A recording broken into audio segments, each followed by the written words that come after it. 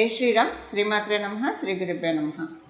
2024 సంవత్సరం జూలై 28వ తారీఖు నుంచి 2024 సంవత్సరం ఆగస్టు 3వ తారీఖు వరకు కూడా వార ఫలితాలు ద్వాదశ రాశుల వాళ్ళకి మరియు ద్వాదశ లగ్నాల వాళ్ళకి ఈ రాశి ఫలితాలు ప్రసాదించే గ్రహదేవతల యొక్క గ్రహ గమనాలు ఒకసారి చూద్దాం. వృషభ రాశిలో మంగళ గురు సంచారం, కర్కాటక రాశిలో రవి శుక్రుల సంచారం. శుక్రాచార్యుల వారు కర్కాటక రాశిలోంచి ఈ ఆగస్టు నెల ఫస్ట్ తారీఖు నుంచి సింహరాశిలోకి అడుగుపెట్టబోతూ ఉన్నారు. అక్కడ బుధుడి సంచారం సింహరాశిలో ఉంది. కేతు యొక్క సంచారం కన్యారాశిలో, వక్రించిన శనైశ్వరుడు కుంభరాశిలో ఉన్నాడు. అలాగే రాహుదేవుని సంచారం మీనరాశిలో జరుగుతూ ఉంది. అన్ని రాశుల్ని వేగవంతంగా చుట్టూ వచ్చే చంద్రభగవానుడు మేషరాశి నుంచి మిథున రాశి వరకు ఈ వారం మొత్తం కూడా ఆయన సంచారం సాగిస్తూ ఉన్నారు. ఈ వార ఫలాలు తెలుసుకోవడానికి ముందుగా ఒక చిన్న క్లారిఫికేషను, అందరికీ ఉండే సందేహము. ఇప్పుడు కొంతమందికి వాళ్ళ రాశి తెలుస్తుంది, కొంతమందికి వాళ్ళ లగ్నము రాశి రెండు తెలుస్తాయి. మీ లగ్నం, మీ జన్మ లగ్నం మీకు తెలిసి, మీ జన్మరాశి మీకు తెలిస్తే మీ రాశి ప్రకారం మీరు రాశి ఫలితాలు చూసుకుంటారు.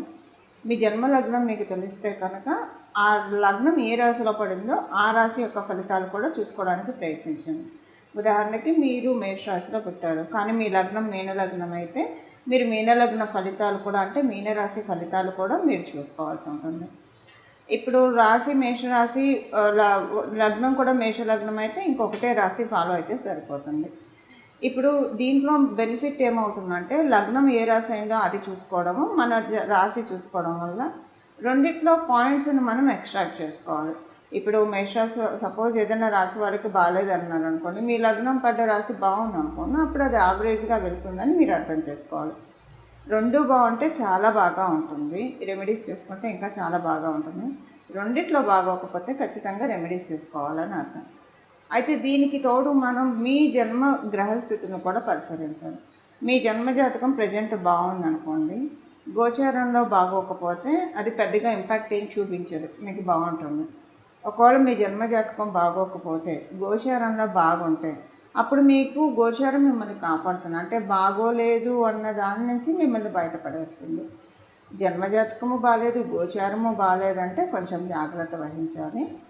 రెండు బాగున్నాయి అనుకోండి, మీ జన్మజాతకం బాగుంది, గోచారం బాగుందంటే చాలా బాగా ప్లస్ జరుగుతుందని చెప్పి అక్కడ మీరు నోటీస్ చేయాలి. సో మీరు కొంచెం మీ పనులు వేగవంతం చేసుకోవడం, ఉద్యోగానికి సంబంధించిన ట్రయల్స్ కొంచెం ఎక్కువ వేయడం, ఏ సబ్జెక్టు నేర్చుకుంటే ఇంకా మీరు ఉద్యోగంలో వెల్వర్స్ అవుతారా అలాంటివి, వ్యాపారస్తులు కూడా ఫోకస్డ్గా వర్క్ చేయడము, ఇలాగా మనం పనిచేసే మనం చూస్ చేసుకున్న ఫీల్డ్స్లో ఎక్కువ అటెన్షన్ గ్రాప్ చేస్తే సమయం బాగా ఉన్నప్పుడు ఎక్కువగా మనకి ఫలితాలు రావడానికి అవకాశం ఉంటుంది. అందుకే కదా దీపం ఉండగానే ఇల్లు చక్క పెట్టుకోవాలని మన పెద్దలు ఎప్పుడు చెప్తూ ఉంటారు. సో అలా జన్మజాతకము బాగా ఉండి గోచారము బాగా ఉంటే దీపం ఉన్నప్పుడు ఇల్లు చక్క పెట్టుకునే సమయం మీది అని మీరు గ్రహించాలి. మీ పనులన్నీ కూడా మీరు ఫాస్ట్గా చేసుకుంటూ ఎక్కడా కూడా జాప్యం చేయకుండా చేసుకుంటూ ఉంటే చాలా బాగా ఉంటుంది. ఇప్పుడు మనం ద్వాదశ రాశుల వాళ్ళకి రాశి ఫలితాలు ఏ విధంగా ఈ వారం ఉండబోతుందో ఒకసారి చూద్దాం. ఈ వారము గోచార గ్రహస్థితిలో ఒక విశేష అంశం ఉంది, అది ఒకసారి మనం పరిశీలిద్దాము. రాహువు నుంచి కేతువు మధ్య 7 గ్రహాలు ఉన్నాయి. అంటే శనీశ్వరుడు ఒక్కడే బయట ఉన్నాడు. మంగళ్, గురు, చంద్రుడు, రవి, శుక్రుడు, బుధుడు, వీళ్ళందరూ కూడా ఈ గ్రహాలన్నీ కూడా రాహు కేతు యాక్సెస్లో ఉన్నాయి. అంటే రాహువు నుంచి కేతువుకి మధ్యలో గ్రహాలన్నీ ఉన్నాయి, 6 గ్రహాలు ఉన్నాయి. శనీశ్వరుడు ఒక్కడే, ఆయన విడిగా కుంభరాశిలో ఉన్నారు. సో కేతువు నుంచి రాహువు మధ్యలో గ్రహాలన్నీ ఉన్నాయి. రాహువు నుంచి కేతువు కానీ కేతువుకి రాహువుకి మధ్య యాక్సిస్లో 6 గ్రహాలు ఉన్నాయి. సో ఇది అపసవ్యంగా కేతువు అండ్ రాహు వీళ్ళిద్దరూ కూడా అపసవ్యంగా ట్రావెల్ చేస్తూ ఉంటారు. కాబట్టి సో కేతువు నుంచి రాహువుకి 6 గ్రహాలు ఉన్నాయి. ఇది ఒక మంచి ఇంపాక్ట్ అని చెప్పాలి. సో ఈ మంచి ఇంపాక్ట్ ఏ విషయాల్లో మనకి వర్కౌట్ అవుతుంది, ఇవన్నీ కూడా మన ద్వాదశ రాశుల వాళ్ళకి విడివిడిగా తెలుసుకున్నాము. ఈ ఇంపాక్ట్ మేజర్గా మనం కొన్ని పాయింట్స్లో చెప్పాలంటే కనుక 1, 2, 3 క్లుప్తంగా చెప్పాలంటే కనుక మేజర్గా మనశ్శాంతిని ప్రసాదిస్తుందండి, చాలా మనశ్శాంతిని ప్రసాదిస్తుంది. ఒక రకమైన ధైర్యాన్ని మనలో నింపుతుంది, ఒక స్ఫూర్తిని మనలో నింపుతుంది. మనం ఏదైనా కూడా ఎంత పెద్ద టాస్క్ ఉన్నా కూడా మనం నిర్వర్తించగలుగుతాం. ఇప్పుడు విద్యార్థినులకైతే కాంపిటేటివ్ సక్సెస్ చాలా బాగా ఇస్తుంది. ఇప్పుడు ఉన్న ఈ యాక్సెస్ నిస్సందేహంగా చాలా మంచి యాక్సెస్ ఇది. కాంపిటేటివ్ సక్సెస్ని చాలా బాగా ఇస్తుంది. అదే విద్యార్థులకి ఇప్పుడు లైఫ్లో ప్రతి ఒక్కరం కూడా ప్రతి విషయాన్ని కంపీట్ చేసుకుంటూ వెళ్ళాలి మన లైఫ్లో. సో అలా కంపీట్ చేసుకుంటూ వెళ్ళడానికి కూడా ఇప్పుడు గోచారంలో కేతువుకి మరియు రాహువుకి మధ్యలో గ్రహస్థితులు అన్నీ కూడా, లేదా రాహువు నుంచి కేతువుకి మధ్యలో 6 గ్రహాలు ఉన్నాయి. ఇవన్నీ కూడా వీటన్నిటికీ కూడా సపోర్ట్ చేస్తూ ఉన్నాయి. శనీశ్వరుడు ఒక్కడు బయట ఉన్నాడు. సో ఇది ఒక గుడ్ కాంబో అని చెప్పాలి.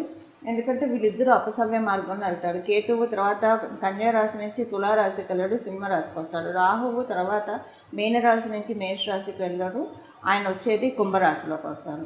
సో ఇప్పుడు అపసవ్యంలో గ్రహాలన్నీ, అంటే ఈ రాహుకేతు యాక్సిస్లో అపసవ్యంలో గ్రహాలన్నీ ఉన్నాయి కాబట్టి ఇది ఒక మంచి స్ఫూర్తిని, ధైర్యాన్ని తెస్తుందండి. చాలా విషయాల్లో చాలామందికి ఏదన్నా చేద్దామని వాళ్ళు వెనకంజి వేసుకొని ఉన్నా, లేదా ఇన్నాళ్ళు వాళ్ళు ఎంత ఎఫర్ట్ పెడుతున్నా వాళ్ళకి సరైన గ్రోత్ రాలేదని అనుకున్న వాళ్ళకి ఇలా అందరికీ కూడా చాలా మంచి శుభ ఫలితాన్ని ఇప్పుడు ప్రజెంట్ అందించబోతున్నాయి గోచరంలో ఉన్న గ్రహ దేవతలు. ఇప్పుడు మనం విడివిడిగా ఒక్కొక్క రాశుల వాళ్ళకి ఈ ఇంపాక్ట్ ఏ విషయాల్లో మంచి చేయబోతున్న అంశం మనం ఇక్కడ చూద్దాము. ముందుగా మేషరాశి వాళ్ళకి ఈ వారము ఎలాంటి ఫలితాలు ఉండబోతూ ఉన్నాయి.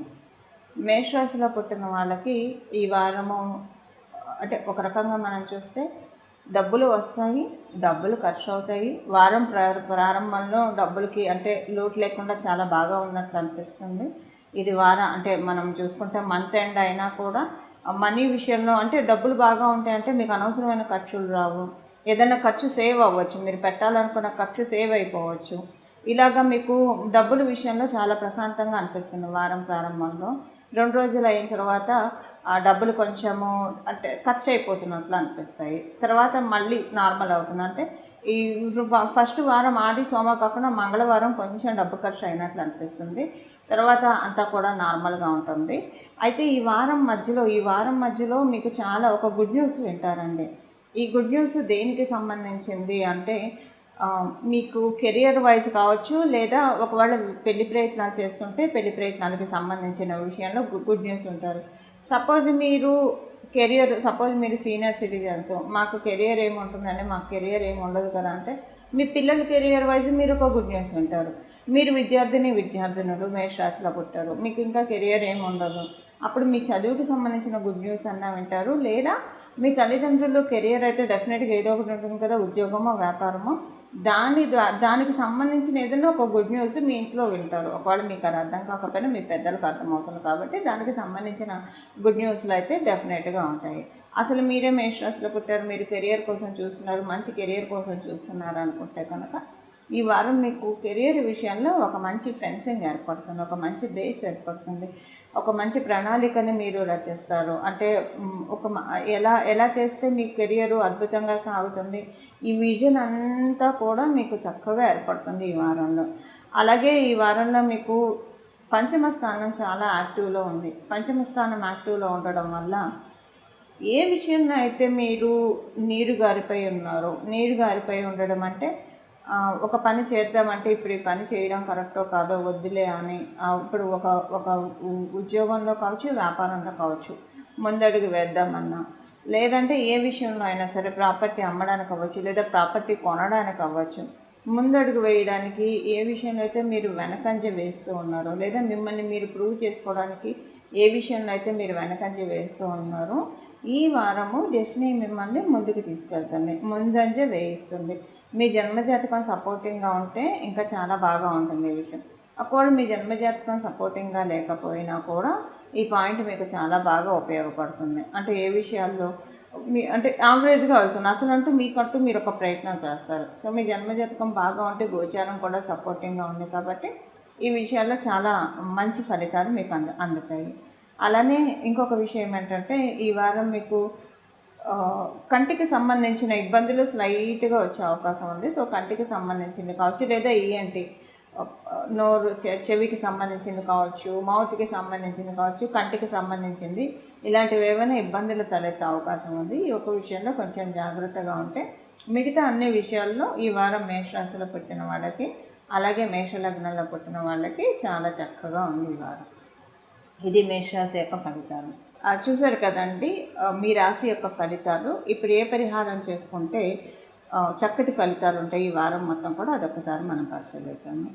ఈ వారం మొత్తం కూడా ద్వాదశ రాశుల వాళ్ళు మరియు ద్వాదశ లగ్నాల వాళ్ళు, కేతు భగవానుడు అసలు యాక్చువల్గా డిటాచ్ చేస్తాడు మనకు అన్నిటి నుంచి. కాకపోతే ఇప్పుడు కాలగమనంలో ఒక రకంగా కాలామృత యోగంలో ఆయన మనకి ఫలితాన్ని ఇస్తూ ఉన్నాడు. కాబట్టి కేతు భగవానుడు ఇచ్చే ఫలితాన్ని మనం అందుకోవడానికి గణపతి యొక్క పూజ, గణపతి యొక్క ప్రార్థన మనం చేయాలి. గణపతి యొక్క పూజ, గణపతి యొక్క ప్రార్థన ఎలా చేస్తారు? గణపతికి సంబంధించిన నామాన్ని చదువుకోవచ్చు, లేదా గణపతికి సంబంధించిన స్తోత్రాలు చదవచ్చు. అలాగే గణపతికి గరికమాలతో పూజ చేయొచ్చు, లేదా ఈ వారం మొత్తం గణపతి ఆలయానికి వెళ్ళి రావచ్చు. ఇవన్నీ కూడా కన్ఫ్యూజను. గణపతికి సంబంధించిన ఏదైనా ఒక నామం పట్టుకుంటానంటే గణేశాయ నమః అనో, గజాననాయ నమః అనో, ఇలా ఏదైనా మనం జపించవచ్చు. కానీ మెయిన్ ఏంటంటే ఈ వారం మొత్తం కూడా గణపతి ప్రార్థన చేస్తే కనుక చాలా బాగా ఉంటుంది. గణపతి ప్రార్థన చేయడం వల్ల, అందులో కేతు భగవానుడు ఇప్పుడు ఉన్నది కన్యారాశిలో, ఈ కన్యారాశిలో ఉండడం వల్ల ఇంకా ఎక్కువ ఫలితాలను మనకి ప్రసాదిస్తాడు. అయితే గణపతిని ఏదైనా ఒక నామంతో జపిస్తే బాగుంటుంది, ఆ నామం ఏంటి అది చెప్పండి అన్న సందేహం మీకు తలెత్తితే కనుక గజాననాయ నమః, గజాననాయ నమః, గజాననాయ నమః, ఈ నామాన్ని మనం ఉదయాన్నే కూడా లేస్తూ గణపతి చక్కటి ముఖార విందాన్ని చూస్తూ, ఎవరైతే గణపతి వంక చూస్తూ గజాననాయ నమః, గజాననాయ నమః, గజాననాయ నమః అనుకుంటారో వాళ్ళకి ఐశ్వర్య ప్రాప్తి ఉంటుంది. ప్రతిరోజు అనుకుంటూ వెళ్తే ఐశ్వర్య ప్రాప్తి ఉంటుంది. ఇప్పుడు ఈ వారం మొత్తం కూడా గణపతి యొక్క ఇప్పుడు నామానికి ఎలాంటి తప్పు ఉండదు. మీరు ఆడవాళ్ళు అయితే పీరియడ్లో ఉన్నా కూడా మనసులో నామజపం చేయొచ్చు. మీరు అశౌచంలో ఉంటే 1 year అశౌచంలో ఉన్నా కూడా నామజపానికి ఎలాంటి తప్పు లేదు.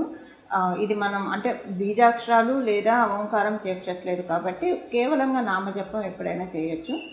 అందుకే మనకి పేర్లు కూడా అమ్మవారి పేర్లు, దేవీ దేవతల పేర్లు, లేదా భగవంతుడి పేర్లు ఇలా పెడుతూ ఉంటారు. రామ అంటారు. ఇప్పుడు ఒక తల్లి పిల్లాన్ని పిలవాలంటే పీరియడ్లో ఉన్న రామ ఇలా రారా అంటుంది, కానీ అదే నేను పీరియడ్లో ఉన్నాను పిలవకూడదు దేవుని నామం అని ఆగరు కదా. అంటే ఇక్కడ నేను చెప్పే విషయం ఏంటంటే నామజపానికి ఎలాంటి దోషము లేదు. సర్వకాల సర్వావస్థల్లో కూడా మనం నామజపాన్ని చెప్పించవచ్చు. సో అలా గజాననాయ నమః, గజాననాయ నమః, గజాననాయ నమః అనే ఈ నామాన్ని కనుక జపిస్తే కనుక చాలా చక్కటి ఫలితాలు మనకి లభిస్తాయి. సో ఈ వారం అంతా కూడా గజాననాయ నమః, గజాననాయ నమః, గజాననాయ నమః అనే నామాన్ని జపిస్తారా, లేదా గణపతికి సంబంధించిన మీకు ఇంకా ఏదైనా ఒక నామాన్ని మీరు పట్టుకున్నా సరే చక్కటి ఫలితాలు ఉంటాయి. ఇలా గణపతిని ఈ వారం మనం ఆశ్రయిద్దాము. మన జీవితంలో ఉన్న ఆటంకాలన్నీ కూడా ఆయన చిటికలో తొలగించేస్తారు. ఆదో పూజో గణాధిపః అని చెప్తారు. మొదటగా గణపతినే మనం పూజిస్తాము. సో మనం ప్రతిరోజు గణపతి యొక్క నామస్మరణ చేస్తే కనుక ఈ వారము చాలా అంటే చాలా చక్కటి శుభ ఫలితాలు మనందరికీ కూడా తటస్థిస్తాయి. మంగళం. నమో భగవతే వాసుదేవాయ.